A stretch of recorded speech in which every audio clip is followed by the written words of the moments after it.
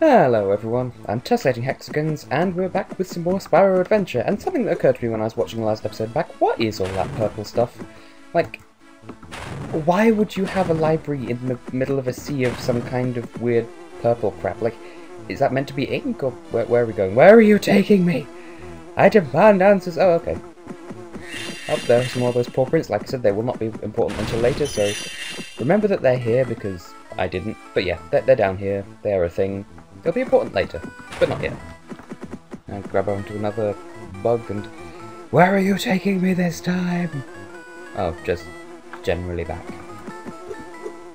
Yeah, part of me was worrying that he was going to go somewhere useful and I'd got off too soon, but no, that'd be this guy.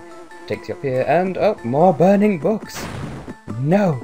I could make a joke about a country that burns books, but I don't want to offend people. Oh, there's one of those buttons.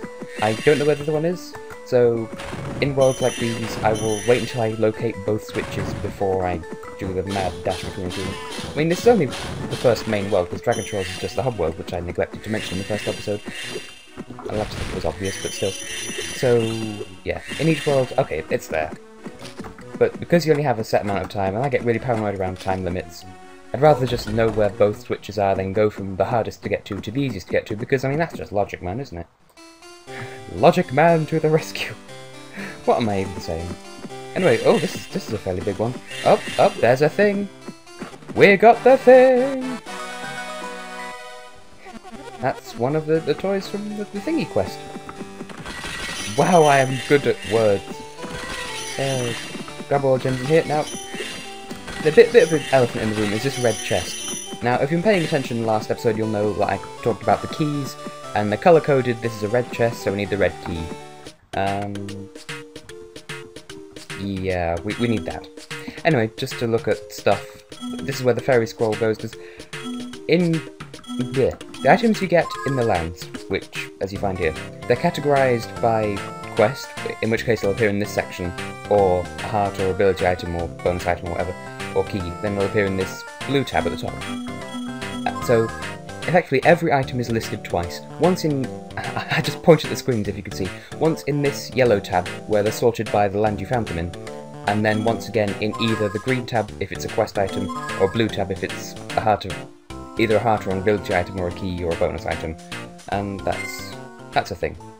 Anyway, so, yeah, you need keys to open coloured chests, so kind of different from the other handheld Spyro titles, where you just get a generic key to open a generic black chest, but...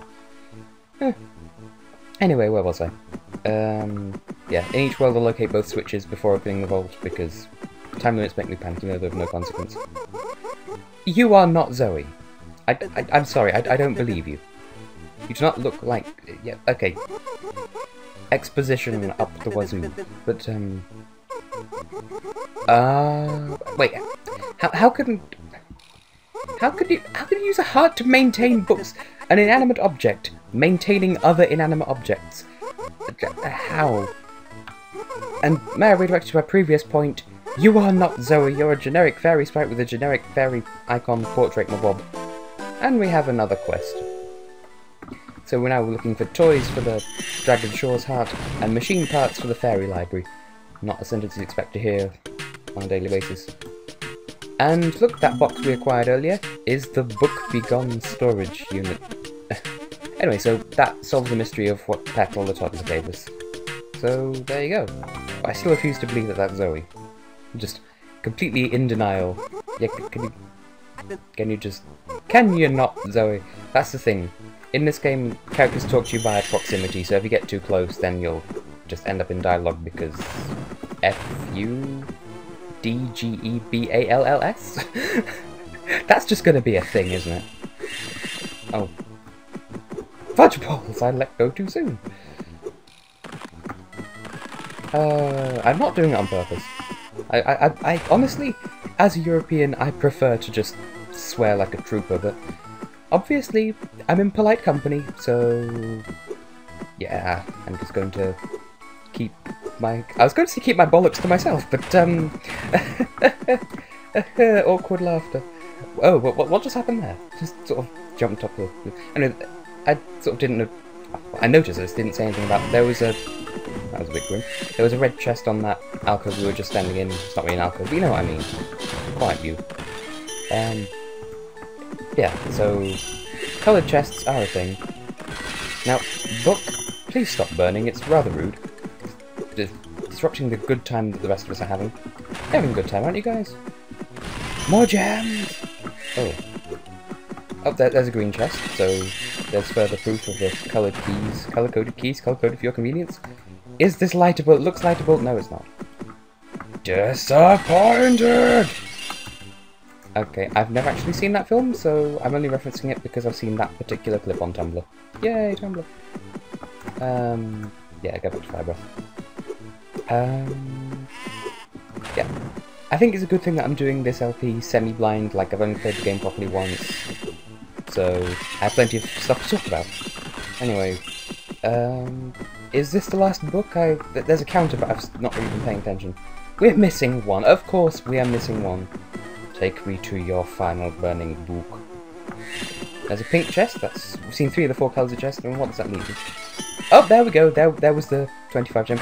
I wasn't 100% sure if there actually were 25 gems. Well, single gems worth 25 to be precise in this game, but there you go. There's 25 gem, and it looks the same way it does in Season of Flame, so that's a thing.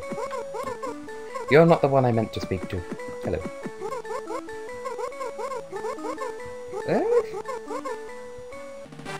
Okay. A book about kangaroos. Alrighty then. We might need this at some point. I'll take your word for it. And I've just got an email, but I'm not going to be distracted by that because I'm playing video games.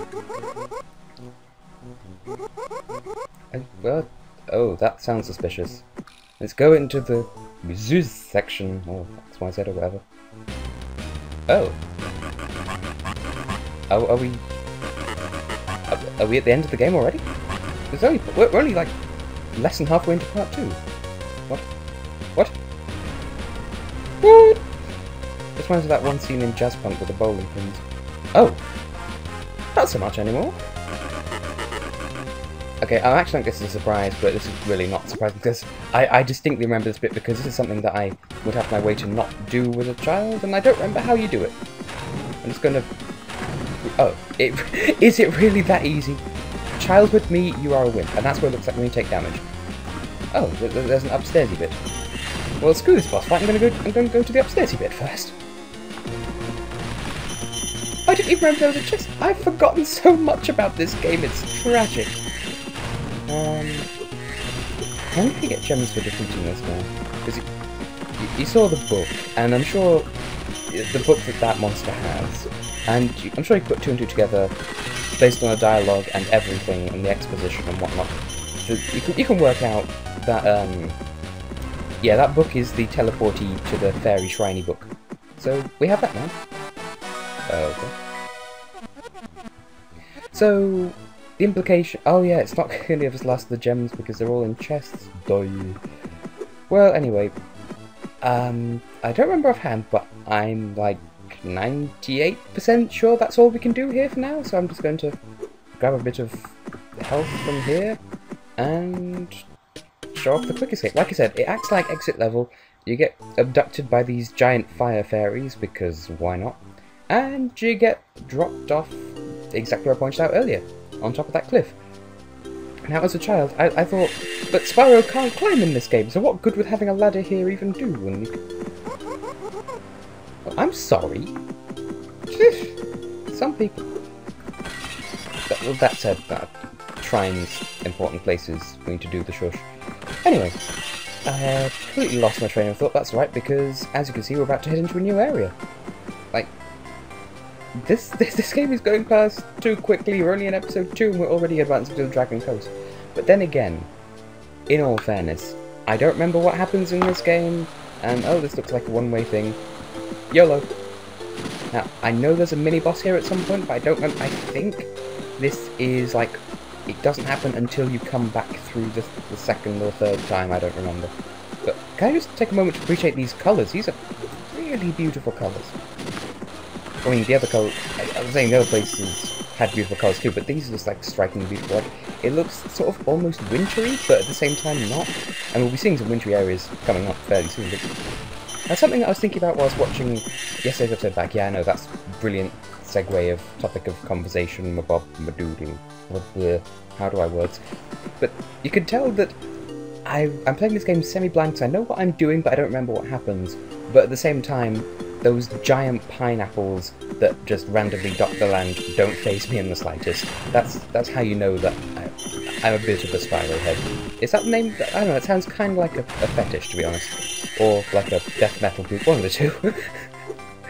Oh dear. Hey, you in the basket, calm down. Quiet in the cheap seats. I haven't been to this area in a very long time, but it's very pretty. And it kind of feels like it should be a third area, and I suppose it technically is, because there's the storming passage in between, and that totally doesn't sound like, I don't know, suggestive in the slightest. Kind of like, Carl Espen representing Norway at Eurovision this year with his Silent Storm, or as I like to call it, his Ode to Trapped Wind. Which then went on to Armenia. What if it's all in one kiss that turns the strongest wind into breeze? Well, you know, maybe we should start shipping RMMP3 with Carl Espen, and then that can cure his Silent Storm. What am I going on about? Just stop. Stop before I dig myself any deeper. And let's have a quick look at the map. See, no, that's not the colours of this area. That's just generic Green Hill Zone colours. This area is quite clearly pink. Pink is a very lovely colour, by the way. I'm just saying. Oh, more recolored things. Gems! Guy in a basket! This is not permissible. I will have to do you a hurt. But all of the things with the... Stop taking bridges out to things. I don't know. Yeah, Dragonfly Oasis. Like, I remember having a thought about that as a child, but I don't remember what it was that I thought. Because I did some sort of thinky. What? I'm sorry. This commentary is just sucking, isn't it? I don't remember this. So that's basically two worlds open up to us right there. But I don't know if there's like a catch or something. I don't know. But certainly, back when I played this game the first time, yes, one of the upcoming worlds is called Yeti Serengeti. I didn't even know what a Serengeti was. There's another pineapple I'm just not going to react to. Oh, rabbit habitat. That's another. I think I want to go there next because that's a really cool area, as I recall. I don't think there's anything else worth grabbing here, apart from this, obviously. Well, clearly it's going to. I mean, I've kind of seen a pattern with all these items we've been getting, but let's just take a quick look at where that fits in with our collectibles. So we've got the first thing, and we've got the last thing. And, yeah, that looks familiar in terms of things that actually... I just realised, is this just a recolor of this and vice versa? I'm sorry, that was just a random observation. Why am I even apologising? Well, I see no harm in going down into here. Oh wait, no. I remember now. I can't go in here. It's too dark. Herp-de-derp. Tragic. How utterly tragic. That, as I recall, that's a really cool level. So I don't remember anything about it except for what it looks like. And oh, the enemies respawn. Lovely. So that means that Yeti Serengeti is going to have to be World 3. In fact, I think it is anyway. But I don't think where is it going to go? Because this body of water is completely locked in or something, isn't it? Oh no, how about those for colours? And I told you we're getting into some wintry levels. So that way to Yeti Serengeti, that feels like World 3 to me. To be honest, always has and always will. Well, this is my second time playing through the game, but you know what I mean. Childhood memories and that. And then Sergeant Bird's barracks. I do like Sergeant Bird. Because even though he's the second character you unlock in Spyro 3 for PlayStation 1, and Bentley the Yeti is the third, I don't know, I can't really explain it. This one has happier music though, so... Okay, I'm not even going to comment on that. Hello sheep. Sheepy, sheepy, sheep. Why? Okay, I am going to comment on it. Why do the walls have teeth? Just... What? What? I don't... I have no more words. Oh, hello. Yeah, that's something. Are Springboks a thing in real life?